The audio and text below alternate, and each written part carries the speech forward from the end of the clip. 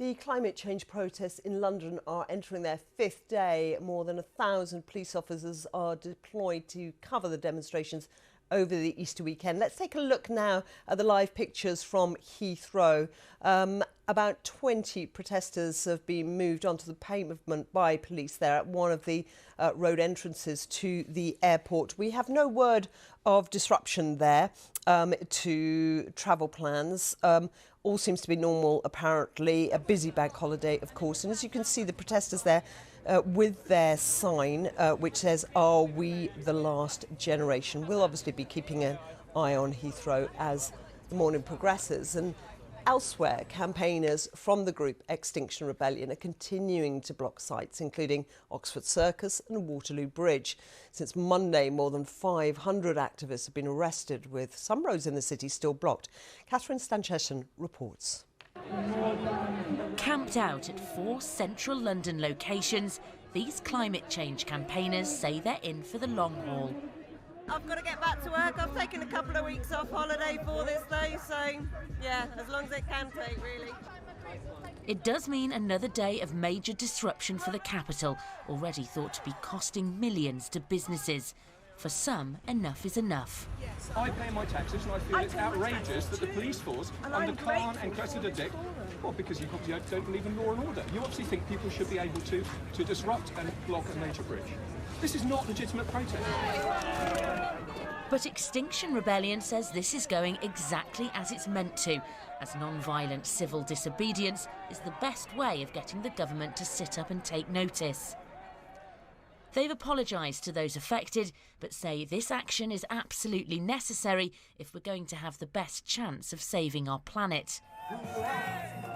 Despite more than 500 arrests, illegal roadblocks at key locations remain in place.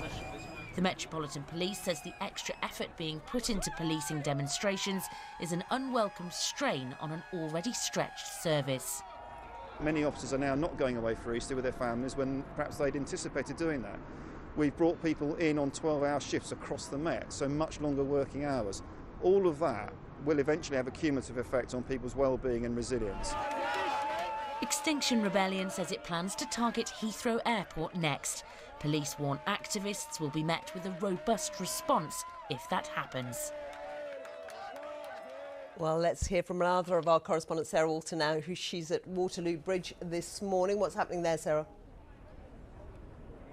Well, Carrie, the protesters here getting up and going into a fifth day of protesting now, and chatting to people this morning. They say their spirits are high and they still intend to stay here as long as they can. Now, we have heard this morning that a group of protesters from Extinction Rebellion have arrived at Heathrow Airport. A group of about 20 people been moved by police onto a pavement at one of the access roads to the airport, but they aren't disrupting traffic at the airport at the moment. Now, here on Waterloo Bridge, it's calm, it's peaceful. There is a police presence, but certainly in the last hour or so that I've been here, no sign that the police have been arresting people at this location. There have, though, police say, been over 400 arrests made since the protests started on Monday.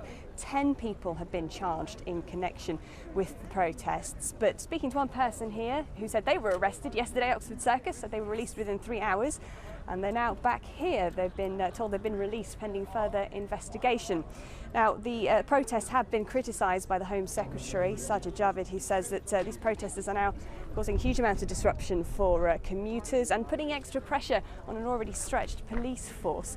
The police themselves say that they have cancelled leave days, rest days. It's a bank holiday for lots of people, but not for the police force. They've got 1,000 officers deployed on the streets. Meanwhile, though, these protests continue to block some key points in the centre of London, not just here at Waterloo Bridge, but at Oxford Circus and also Parliament Square, Marble Arch.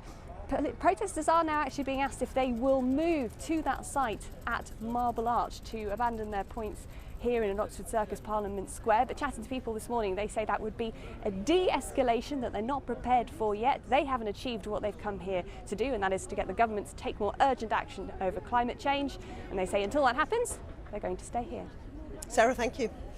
Now let's hear from Chris Phillips, who's a former public order commander for the Metropolitan Police and joined us now via Skype. Good morning. Good morning. What more can police do to respond with the full force of the law as the Home Secretary has demanded? Well, you have to laugh, really, because the Home Secretary and the legislators make legislation. The police have to stick to that legislation, and that's what they're doing. The laws that they're using under the Public Order Act allow them to tell the people that they should move, and if they don't move, then to arrest them. The law also states that they should be released when they get to the police station. And of course, what's happening is that exact thing is happening. Those people are going to the police station and they're returning back to the line. So you need to blame the legislators for this. They've not got this right. They didn't really anticipate this kind of event. So roadblocks, as we've just been seeing, disruption to rail travel as well. Do you think more legislation is required to prevent that kind of disruption? Well, that's up to the legislators. We, as normal members of the public, we vote for the legislators. We tell them roughly what we want to happen, and they should do it. But of course, they don't always do that. Listen, the police in the UK, the public order police in the UK, have in the past always had a much more robust and a stronger way of dealing with this kind of demonstration. The lawmakers basically changed that, and the police are acting towards that. So it's really, you need to throw this back to the legislators to make the right laws. OK, just talk us through that a little bit, the way that public order policing has changed as a response to legislation that has perhaps constrained the police. Well, in previous years, the police have used things such as kettling, where you hold demonstrators in one area to prevent them from causing damage, etc. But of course, don't forget, these people aren't actually violent. There's nothing violent about them. They're just sitting there. So they're breaching a very low-level law, something which really the courts don't really even want to deal with, to be quite frank. Where the protesters have got onto trains, now that's different, and I think that's where we've seen them break other laws, and those people are still in custody and waiting to go to court. So if they break low-level laws, then they'll get a low-level response from the police. And on the question of the pressure on the police, because the mayor as well, the Home Secretary obviously been talking about this, the Mayor of London's been talking about this, saying there's an unacceptable toll on our police force. We've heard that given that 1,000 officers are deployed daily, that leave has been cancelled and all the rest of it. Do you think it is having an effect, or will have an effect, as some have suggested, on other areas of policing? Oh, absolutely. I mean, these police officers don't come out of nowhere. They're taken either from local beats where they're trying to prevent knife crime, they're trying to prevent crime in your area, they're trying to give normal members of the public a response to telephone calls and requests for assistance. They're not going to be there. They're going to be up at this demonstration. And, let's be quite honest here. And the legislators, again, the present government have reduced dramatically the number of police officers that are available to police London and police the rest of the country. They've also reduce the number of police stations, so the police haven't got the cells to put these people in if they do arrest, if and when they do arrest them. So, I think I have to throw this back to Parliament and say, listen, if you want the police to do what you want them to do, then give them the laws, give them the resources, and as an example, give them some police stations to put these prisoners in. Chris Phillips, thank you. 2 people have died after they got into difficulties in the water off Aberdeen beach. The emergency services were sent to the scene at around 1:45 this morning after reports of 2 women in the water.